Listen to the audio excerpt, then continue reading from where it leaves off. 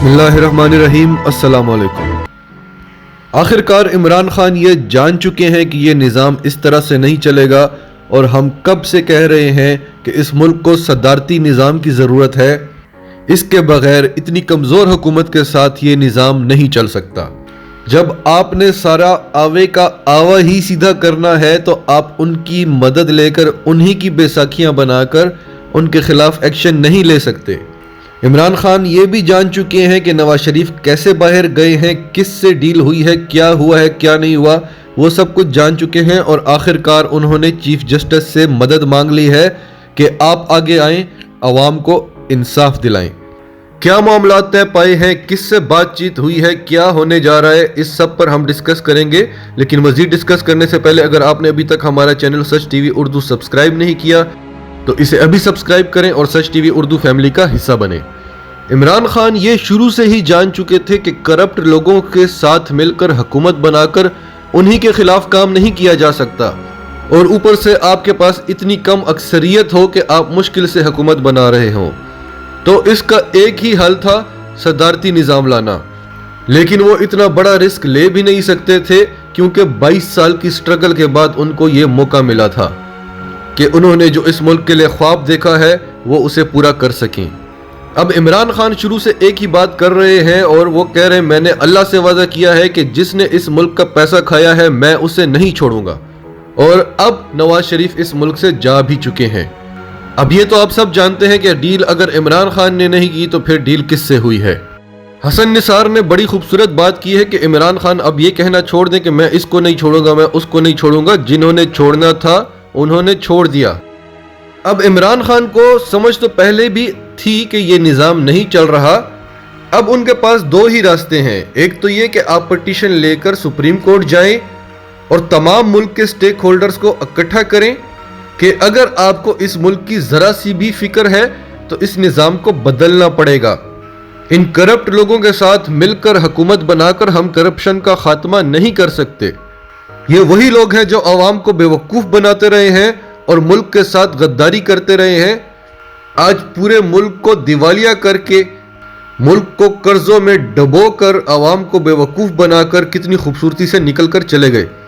دوسرا طریقہ یہ ہے کہ آپ عوام میں نکلیں، قوم سے خطاب کریں، ان کو اعتماد میں لیں کہ اگر آپ مجھ سے کچھ چاہتے ہیں تو مجھے 2/3 میجورٹی سے جتوائیں، کم از کم 2/3 اکثریت ہونی چاہیے، تبھی میں کچھ کر سکوں گا۔ اب آتے ہیں ڈیل کی طرف۔ ان تمام معاملات میں عمران خان کو سائڈ پر رکھا گیا، کیونکہ وہ جانتے تھے کہ عمران خان کسی صورت بھی ڈھیل نہیں دیں گے۔ اب آتے ہیں اصل کہانی کی طرف کہ یہ ارینجمنٹ کس نے کیے تھے اور پیسے کی گارنٹی کس نے دی۔ جب نواز شریف 2000 میں ملک چھوڑ کر گئے تھے تو سعودی عرب کے ساتھ معاہدہ ہوا تھا، انہوں نے ہمیں تیل دیا تھا ادھار پر۔ اس دفعہ یاد رکھیے کہ ایمریٹس کا طیارہ نہیں آیا، اس بار قطر ایئر ایمبولینس آئی ہے۔ قطر پہلے بھی کئی بار نواز شریف کو بچانے کی کوشش کر چکا ہے۔ قطر میں کون بیٹھا ہوا ہے جس نے تمام معاملات سیٹ کیے ہیں اسٹیبلشمنٹ سے لے کر حکومت تک؟ اس کا نام ہے سیف الرحمان۔ سیف الرحمان کا قطر میں اتنا اثر و رسوخ ہے کہ اس نے یہ تمام معاملات یہاں پر سیٹ کیے، اور اس سے پہلے قطری خط بھی انہوں نے ہی بنوایا تھا۔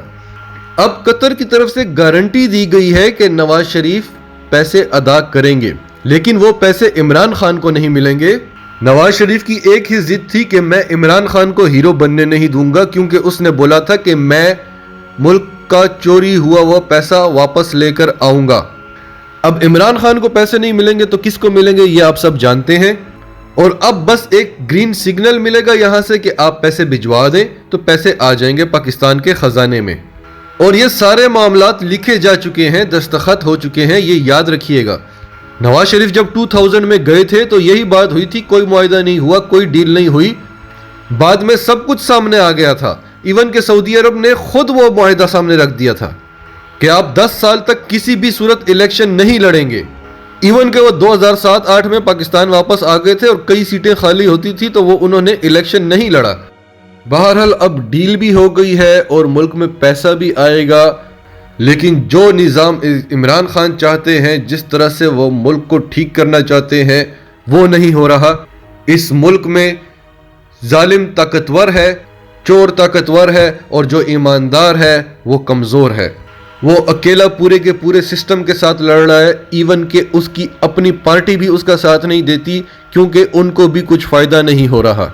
और जिनके लिए लड़ रहा है, यानी हमारे लिए लड़ रहा है, हम भी उसका पूरी तरह से साथ नहीं दे सक रहे। हम इसी पे खुश हैं कि इस मुल्क को लूटते जाओ, हमारे नाम पर कर्जा लेते जाओ, हमारे मुल्क को दिवालिया करते जाओ, गिरवी रखवाते जाओ, बस हमें थोड़ा सा रिलीफ दे दो, हम खुश हैं। अगर हमने इस मुल्क को कर्जों से निकाला, इस मुल्क को माशी तौर पर मजबूत करने की कोशिश की, तो उसके लिए तो हमें 4-5 साल कुर्बानी देनी पड़ेगी, 4-5 साल सख्ती के गुजारने पड़ेंगे, वो हमसे नहीं होगा। तो हमारी अल्लाह से दुआ है कि अल्लाह हम सबको, इस सारी कौम को हिदायत दे, और कोई हमारे लिए लड़ता है, हमारे लिए खड़ा होता है, तो उसको अल्लाह ताला कामयाब करे और उसको पूरी ताकत दे कि वो इस माफिया के और इस करप्ट निज़ाम के ख़िलाफ़ लड़ सके। दोस्तों, आपकी इस बारे में क्या राय है? कमेंट्स में अपनी राय का इजहार ज़रूर करें। अगर आप हमारे चैनल पर नए हैं तो हमारे चैनल को सब्सक्राइब करें और सच टीवी उर्दू फैमिली का हिस्सा बने और बेल आइकन पर क्लिक करें ताकि हमारी आने वाली तमाम वीडियोस आपको मिल सकें। इसके अलावा हमारी वीडियोस को लाइक करें, शेयर करें और कमेंट्स में अपनी राय का इजहार ज़रूर करें।